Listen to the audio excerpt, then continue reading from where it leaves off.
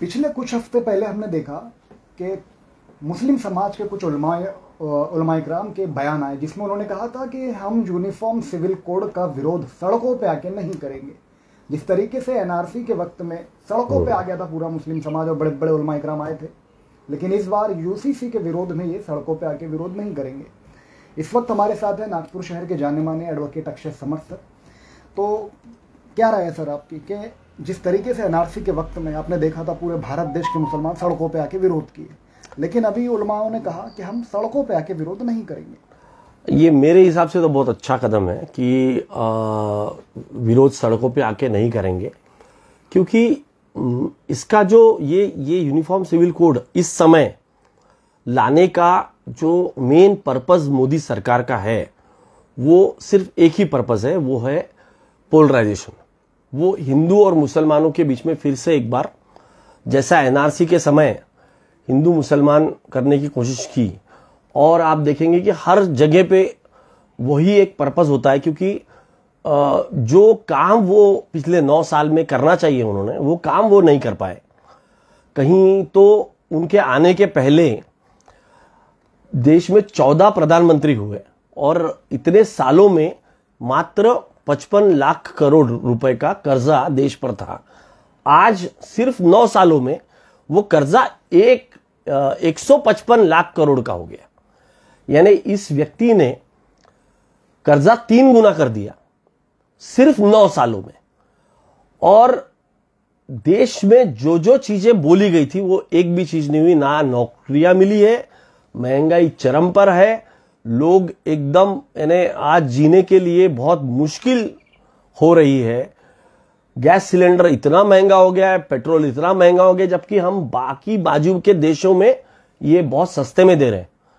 हमारे ही देशवासियों को लूटा जा रहा है। तो अब अगर 2024 जीतना है मोदी को, तो उसको ये लगता है कि हम हिंदू मुसलमान करेंगे तो वापस हम जीतने के पोजीशन में आ जाएंगे, जो कि नहीं होने वाला। कर्नाटक में हमने देख लिया, हमने हिमाचल में देख लिया। आने वाले समय में लोगों को समझ में आ गया है कि नहीं होने वाला। तो ये जो आपके उलेमाओं ने ये जो निर्णय लिया है कि हम इसमें नहीं पड़ेंगे और रास्तों पे आके इसका विरोध नहीं करेंगे, ये बहुत अच्छा निर्णय है। विरोध तो उनका होना, उनके माध्यम से होना चाहिए, उन्होंने करना चाहिए जिसको सबसे ज्यादा नुकसान होने वाला है। जैसा कि अभी कुछ ट्राइबल कम्युनिटीज में विरोध जो है वो शुरू हो गया है। सबसे ज्यादा नुकसान इसमें हिंदुओं का, यानी अब ये जो बोलते हैं कि ट्राइबल्स जो है, आदिवासी जो है, ये हिंदू है, बट बेसिकली उसमें नहीं है, पर ये कंसिडर करते हैं वोटों के लिए हिंदू मानते हैं। तो उन्होंने उसका विरोध शुरू कर दिया है और हिंदुओं में बहुत बड़ा नुकसान होने वाला है। पर यह पता कब चलेगा? जब आपका ड्राफ्ट डिक्लेयर होगा। जब ड्राफ्ट आएगा तब विरोध करना ठीक है। अदरवाइज इसका जो in principle okay we are not with it, because आप ये समाज को तोड़ने की राजनीति कर रहे हो, इसका इस बेसिस के ऊपर विरोध होना चाहिए। बाकी तो यूनिफॉर्मिटी वेलकम होना चाहिए। काफी ऐसे लोग हैं जो सोशल मीडिया के माध्यम से काफी विरोध में दिख रहे हैं अभी। ऐसे लोगों को क्या मैसेज देना? जब तक चीजें क्लियर नहीं होती, जब तक समझ नहीं आती, तब तक अपना ओपिनियन देने में कोई मतलब नहीं होना चाहिए। जब तक आपको दिख रहा है कि जब वो ड्राफ्ट आ जाएगा, वो ड्राफ्ट पढ़ने के बाद में आप उसके ऊपर अपने ओपिनियन दीजिए। मोटा मोटी हमको ये दिख रहा है कि ये जो चीज हो रही है, ये चीज इसलिए हो रही है क्योंकि 2024 में एक तरीके से पोलराइजेशन करने का ये अटेम्प्ट है। उस चीज का इन प्रिंसिपल विरोध होना चाहिए। बाकी अगर वो यूनिफॉर्म सिविल कोड को अगर कहे तो वो अगर सिर्फ उसका इंटेंशन है और उससे 2024 का कोई लेना देना नहीं है, तो उसको we should wait for the draft.